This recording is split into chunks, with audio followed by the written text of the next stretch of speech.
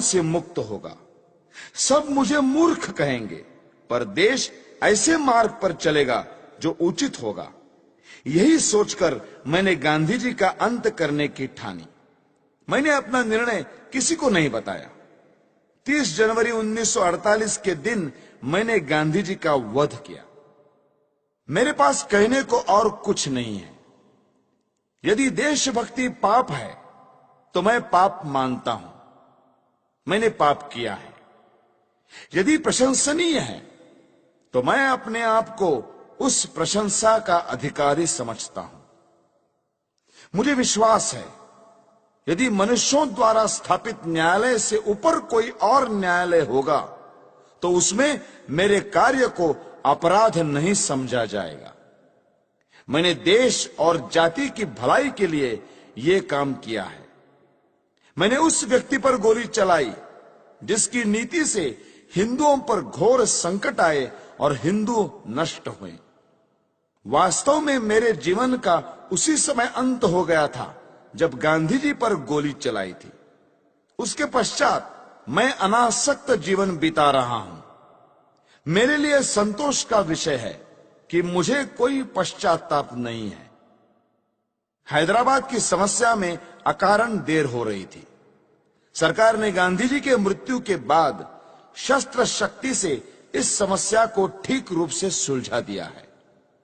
भारत की आधुनिक राजनीति और सरकार अभी तक तो ठीक प्रकार से चलती हुई जान पड़ रही है। गृहमंत्री ने कहा है कि देश के पास प्रचुर युद्ध सामग्री होनी चाहिए। ऐसा विचार प्रकट करते हुए उन्होंने ये नहीं कहा कि वे गांधी जी के सिद्धांतों पर चलकर ये सब कुछ करेंगे।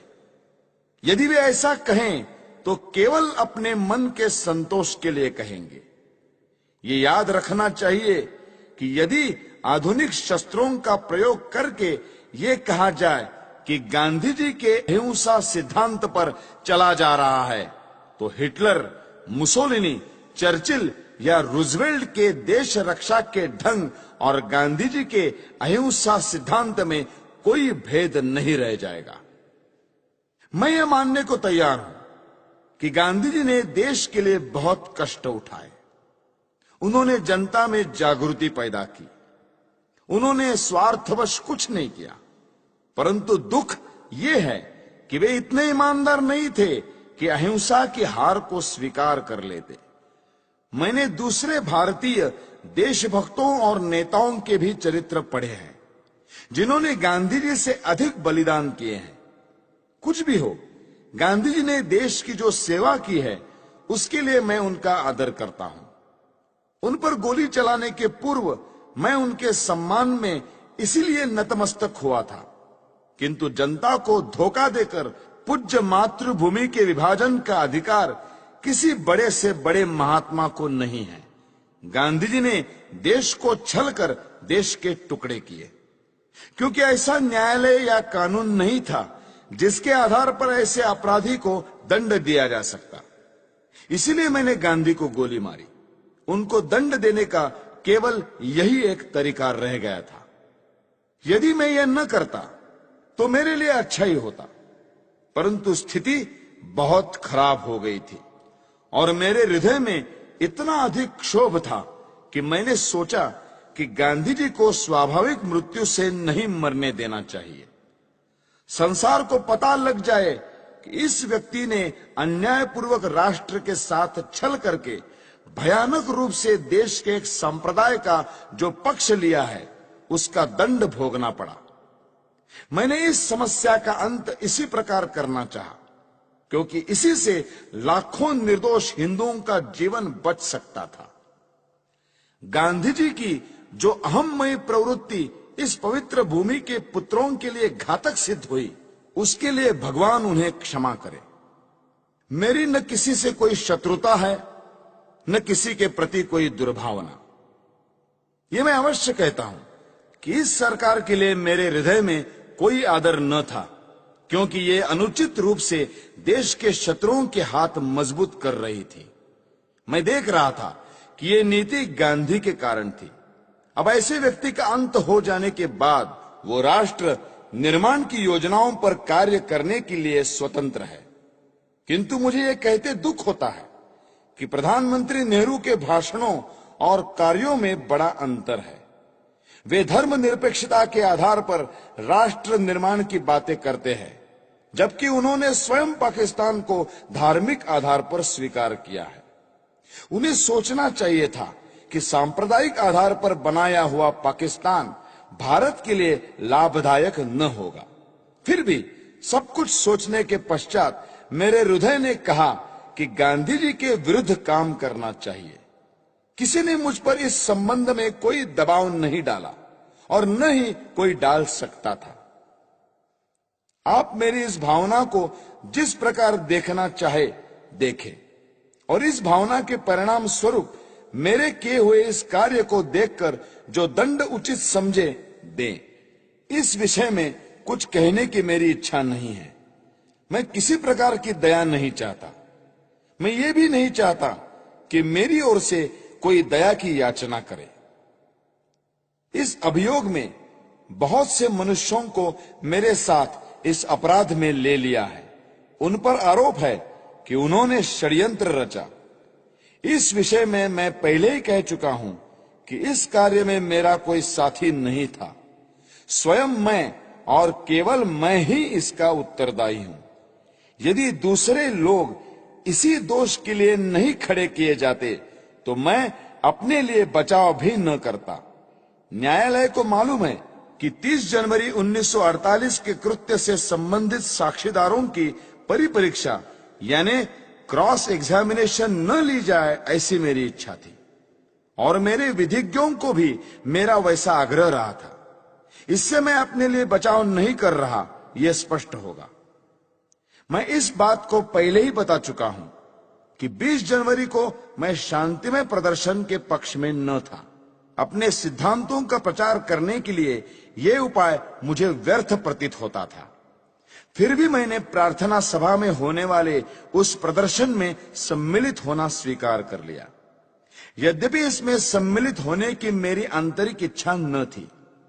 दैवयोग से मैं उसमें सम्मिलित न हो सका और किसी कारण से जब यह प्रयत्न सफल भी नहीं हुआ तब मुझे बड़ी निराशा हुई। आप्टे और अन्य लोगों ने पूना, बंबई, ग्वालियर में स्वयं सेवकों के लिए जो परिश्रम किया था उसका कुछ भी फल नहीं निकला। तब गांधी जी के वध के अतिरिक्त मेरे लिए दूसरा मार्ग नहीं रह गया था। इन्हीं विचारों में खोया हुआ जब मैं दिल्ली के शरणार्थी कैंप में घूम रहा था तो मुझे एक फोटोग्राफर मिला जिसकी कमर में कैमरा लटक रहा था। उसने मुझे फोटो उतरवाने के लिए कहा। वो शरणार्थी ही प्रतीत होता था। मैंने फोटो खिंचवा लिया। जिस समय मैं स्टेशन पर आया मैंने आप्टे को 2 पत्र लिखे जिसमें अपनी मानसिक दशा का वर्णन किया और अपने फोटो भी भेज दिए। नानाराव आप्टे से प्रेस और पत्र के क्षेत्र में मुझसे घनिष्ठ संबंध थे। उन्हें मैंने एक पत्र व्यक्तिगत पते पर भेजा और दूसरा हिंदू राष्ट्र कार्यालय के पते पर।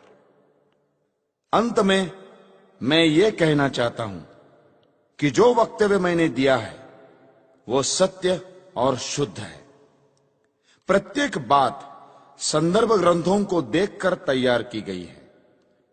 मैंने सरकारी समाचार पत्र, इंडियन ईयर बुक, कांग्रेस का इतिहास, गांधी जी की आत्मकथा, समय समय पर प्रकाशित कांग्रेस के बुलेटिन, यंग इंडिया और हरिजन की फाइलें और गांधी जी की प्रार्थना सभा के भाषणों से ये वक्तव्य तैयार करने में सहायता ली है। मैंने ये लंबा वक्तव्य इसलिए नहीं दिया है कि लोग मेरे कार्य को सराहें, बल्कि इसलिए दिया है कि लोग मेरे विचारों को भली भांति जान जाए और किसी के मस्तिष्क में मेरे विषय में कोई भ्रांत धारणा न रहे। भगवान करे हमारा देश फिर अखंड हो और जनता उन विचारों का त्याग करे जो अत्याचारी के आगे झुकने की प्रेरणा देते हैं। भगवान से यही मेरी अंतिम प्रार्थना है। मेरा वक्तव्य अब समाप्त हो चुका है। आपने इसे ध्यान से सुना और सुविधाएं दी, उसके लिए मैं कृतज्ञ हूं।